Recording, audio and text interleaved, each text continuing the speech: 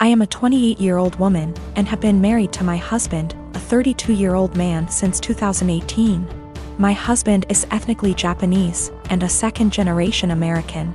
His parents are from Osaka. He kind of sort of half speaks Japanese, mostly sentences he has memorized / greetings. And his parents speak great English. On the other hand, I lived in Japan for 3 years, so I am conversationally pretty good. I have studied hard to get to the level I'm at, and I have passed level 2 of the Japanese language proficiency test. Not great, but not bad. Lately, my husband is super into me calling him Goshijin-sama, which can be translated to my honored husband. It's extremely unusual to call your own husband this, as it is usually reserved for other people's husbands as a respectful term. But it's kind of an anime / Japanese geek culture thing. I was okay with it in private because it makes him happy. Last week went to his parents' house for dinner, and on the way over he asked if I could call him Goshijin-sama all evening. I immediately shot his idea down with a firm no, because that would be super embarrassing. His parents are native Japanese speakers in their 60s. I'm not going to subject them to what you'd pay a waitress in a maid cafe $20 for a cup of coffee to call you. To be honest, I don't think my husband really gets how the phrase is properly used, despite his insistence. He kept trying to convince me, reminding me that he is Japanese and knows what is proper. Despite the fact that I speak better Japanese than him, but I was having none of it. I just shut down and tuned him out. We got there, and sometime into the night I called his name to ask if he wanted a drink. Despite him being in hearing range, he ignored me. I said it again, and this time he looked at me, gave me this pleading shrug, and then turned back to the TV. I didn't get him a drink and just got myself one. A while later, I said his name again, and he audibly sighed. He told me that he wanted me to call him what I call him at home. To which I responded I would most certainly not be calling him what I call him at home. This was all in front of his parents, by the way. On the car drive home, I told him that I wasn't going to call him Goshijin-sama anymore because he can't draw the line between fun, playful couple stuff and his parents. He has sulked for the past week and I don't even know what to do. Normally I would not even consider the possibility that I was wrong here, but he's normally a very rational, reasonable, and respectful person. I feel like I'm being gaslighted and don't know what to do. My girlfriend and I have been dating the past 5 years, since college. After graduation, we were semi-long distance, living close enough that we alternately visited almost every weekend. In 2018, and got a job in my city, and we found a place and moved in together. Now's a good time to mention the security cameras in our house. Break-ins are unfortunately common where we live. We thus got some motion-activated cameras, one of which has a view of our kitchen, to monitor the back door. The cameras only record when there's motion so they can retain footage for a very long time. And of course knows this about a year ago, and started complaining I wasn't contributing equally to chores. I've been obsessive about chores my whole life. Growing up, not doing the dishes meant no video games for a week. When I lived with roommates, I was always the chore Nazi, making damn sure we all stuck to our chore wheel. And is just as fastidious about chores, so we just naturally alternated who did what. I'd just been brushing her remarks off, but over the last few months they've become much more aggressive. E.g. I was vacuuming and said, "Look at you finally cleaning up around here."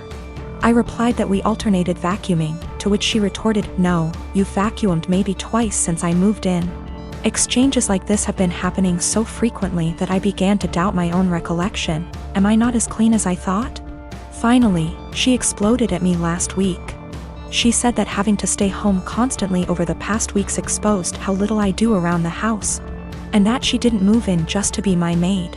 Questioning my own sanity, I spent a few hours going through the entire 1.5-year archive of security camera footage, and tallied the exact number of times the kitchen cam caught each of us doing dishes. Our cleaning supplies, vacuum, mop, etc., are in the kitchen pantry, so I also tallied up how many times we grabbed cleaning stuff. To my vindication, the tally showed that we indeed split chores equally. She vacuumed / mopped 5 more times than I did. I did dishes 20 more times than she did.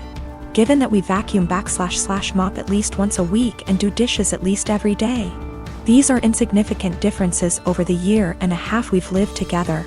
When I confronted Anne, she shrugged off her behavior as remembering things differently, but the real sin here was what I did, which she called an unforgivable violation of her privacy, akin to abusive stalking.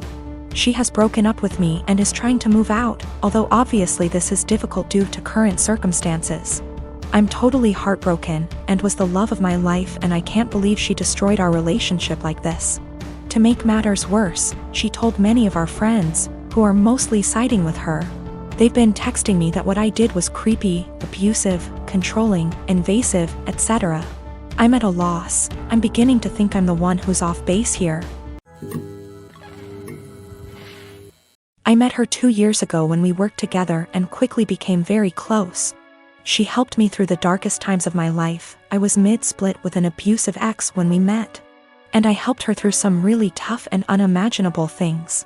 There were lots of rumors at the time we were seeing each other, and everyone assumed we were an item. But for the past 2 years our relationship has been purely platonic. She was my best friend, and up until a few weeks back I don't think we'd even ever hugged. Fast forward to a week ago, she came over for dinner and wine. This is very common and normal. We had more than usual and she was over the limit so couldn't drive, so she stayed the night. We slept in the same bed but apart and no physical contact again. It was completely normal and just as expected.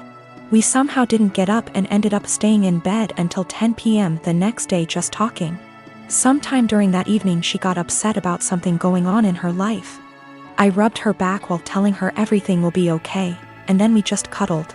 Probably the first bit of real physical contact between us, but nothing was sexual. Didn't feel weird, and she went home and it was all okay. This last weekend we had a hiking holiday planned, where we'd be sleeping in her van. She has a converted Transit. It's one bed but we thought we'd be fine. First night it was freezing, ending up cuddling and spooning but again didn't feel sexual. Second night is where it all went a bit wrong. We drank a bit too much and the spoon ended up getting carried away. It seems to be a joint thing, and before I knew it we were kissing and touching each other everywhere. It was a bit of a frenzy of this for about 15 minutes until we both stopped and realized what we just did. After this we spoke a little and asked if either of us regretted it. We both said we didn't, but it was odd. She got upset and I told her it was okay. It didn't change anything and we could just draw a line under it. We woke up the next morning and it happened again. We didn't talk too much but then went for a walk, and then just before we headed home we ended up all over each other again. We were completely naked but again stopped, cuddled and lay there. We both agreed it was a what happens in X, stays in X type event. It was a really long trip home, 6 hours plus. During this she would rest her head on my hand on lap ECT, and it seemed very different to our usual dynamic. When we stopped at services for breaks we seemed to walk arm in arm. We kept kissing on and off but it seemed strangely normal. We arrived back at her home.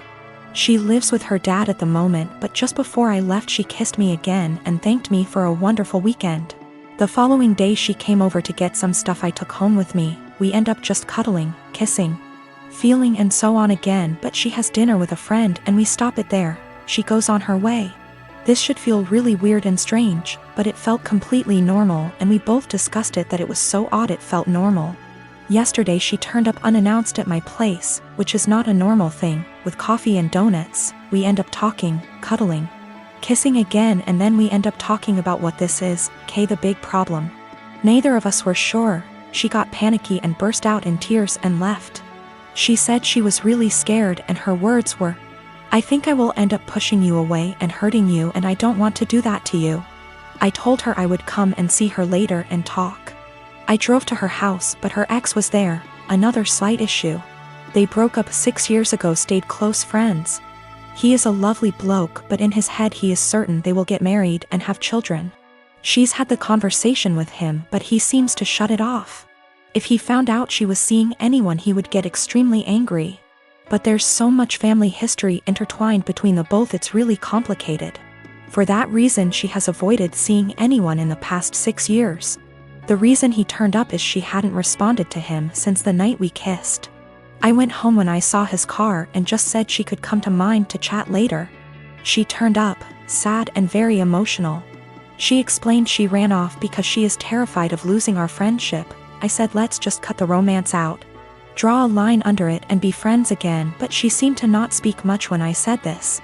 I asked if her ex was the issue. She said it was nothing to do with us but a whole other issue. But that was not impacting what was going on between us. We sat quietly, hugged, and I tried to reassure it would be okay, and I wasn't going to start hating her for whatever reason. And I am completely fine with just being platonic friends again. We both agree and say whatever happens we stay friends and nobody gets hurt, but we will pull back from the more physical side. I woke up this morning really panicky. I have no idea where we are, where we stand, and absolutely terrified of losing our friendship. I don't know what to do or say. I felt sick to my stomach and can't eat at the thought of this. She is coming around later to collect some of her clothes she left last night, and I am thinking I need a plan of what to say / do. I cannot lose my best friend. She is absolutely everything to me, but I am worried we crossed a line and there's only one eventual outcome, which won't be good.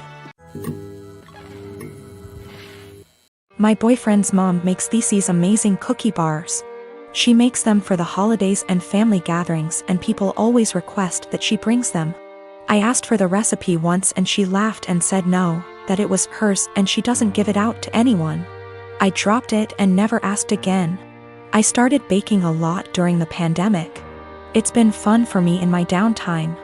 I decided with my free time to try to recreate the cookie bars my boyfriend's mom makes. I pulled up recipes that sounded similar from online blogs and started baking and tweaking. It took about 5 recipes and batches, but I finally nailed it down. Her secret recipe ended up essentially being a cookie bar known as a Carmelita. I then decided to make it my own and improve it to my tastes. I used higher quality chocolate, made sauce with local homemade caramels, used flaky sea salt on top, vanilla bean paste instead of extract, added a pinch of this fantastic organic cinnamon I had on hand. The results were over the top delicious. My boyfriend declared they are better than his mom's, and he finished off half a pan in 2 days. He was FaceTiming with his mom Saturday and eating one. She asked what it was and he said, one of your caramel bars. Joe found a recipe online but made it even better. She lost it. She started yelling about how awful I was for making her cookies and how I had no right. He told her that she was overreacting and quickly ended the call. She started blowing up my phone with nasty texts about what an asshole I am. I explained to her that I found the recipe I used online where it was very public. I had actually tweaked that to make it more my own, and that I wasn't ever planning on bringing them to an event she's at, so I did not see what the big deal was. She didn't care. She called me names and told me I was wrong for baking a recipe that I knew was similar to hers. She isn't speaking to me or her son. While I don't think my boyfriend should have made the comment about how I made it even better to his mom, taking that out of the equation, she thinks I'm an asshole for even making them to begin with. I disagree, but from the texts from her and a couple other family members of hers, they think I crossed a line.